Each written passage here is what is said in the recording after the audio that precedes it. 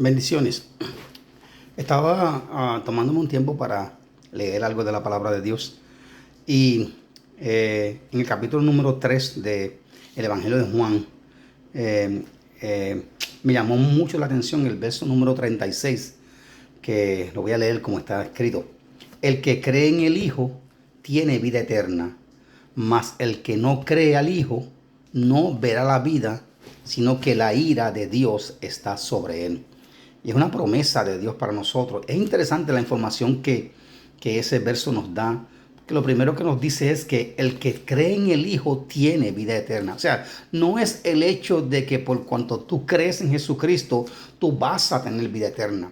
No es el hecho de que por cuando tú crees en Jesucristo, tú estás luchando en la vida y, como dicen ciertas personas, pagando un supuesto precio para que cuando venga el Señor en su segunda venida, a ver si tú tienes la suerte, como dicen algunos, de ser salvo. No, la Biblia categóricamente aclara que si tú crees en el Hijo, tú tienes vida eterna. Y el verbo se usa en tiempo presente. Tienes ahora vida eterna. Y dice la Biblia, no vendrá condenación, mas ha pasado de muerte a vida. Por lo tanto, una de las cosas que tenemos que entender es que si tú has creído en Jesucristo, que si has confesado tus pecados, que si te has arrepentido, que si has entendido que Jesucristo es la propiciación por tus pecados y crees en Él, Dios dice que tienes vida eterna. O sea, tenemos que entender que la vida eterna es un presente en nuestra vida.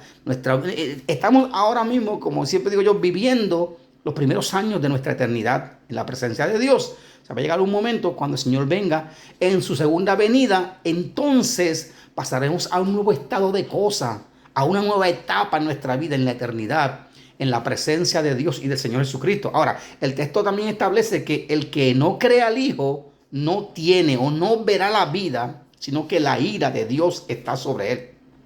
Y es interesante la información que se da aquí, porque aquí la Biblia dice, no lo digo yo, la Biblia, que el que no cree en el Hijo, la ira de Dios está sobre él.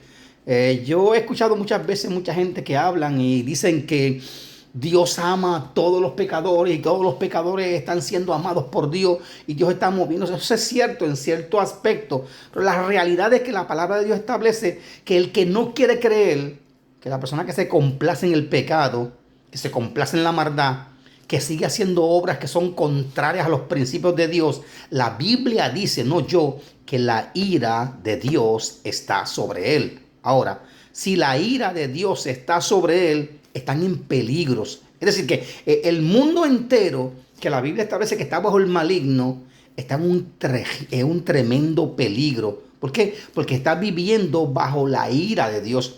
Nosotros como iglesia siempre oramos a Dios, siempre oramos para que Dios tenga misericordia, oramos a Dios para que Dios salve a miles, oramos a Dios para que Dios intervenga en la vida de nuestra familia, de nuestras amistades, nuestros compañeros de trabajo. Oramos a Dios para que Dios intervenga en la vida de nuestros vecinos. Pero ahí dice la palabra que el que se rehúsa, el que no quiere creer en el Hijo, no verá la vida. Es decir, que cada persona en sí tiene la responsabilidad de creer o de no creer. Es una decisión personal que cada persona tiene que tomar. Ahora, el que decide no creer y decide vivir una vida lejos de Dios, viviendo como él se le antoja conforme a los dictámenes del mundo y no de acuerdo a lo que el Dios establece, esa persona, dice la Biblia, dos cosas. Primero, que no verá la vida. Segundo, que la ira de Dios está sobre él. Y yo no sé si usted entiende, o si yo entiendo, o si entendemos lo que significa que la ira de Dios está sobre él. El que tiene a Cristo ha sido reconciliado con Dios. Es decir, que a través de la muerte de Cristo fuimos reconciliados con Dios. Ya no estamos en enemistad con Dios. Ahora vivimos en la paz de Dios. La paz de Dios está en nuestro corazón. Es la paz que tenemos con Dios. ¿Okay? Ya no hay enemistad. Ahora, el que se rehúsa creer en el Hijo no tiene paz con Dios.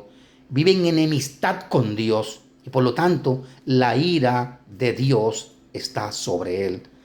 Es triste que una persona camine en esa situación en el mundo, pero así quieren caminar.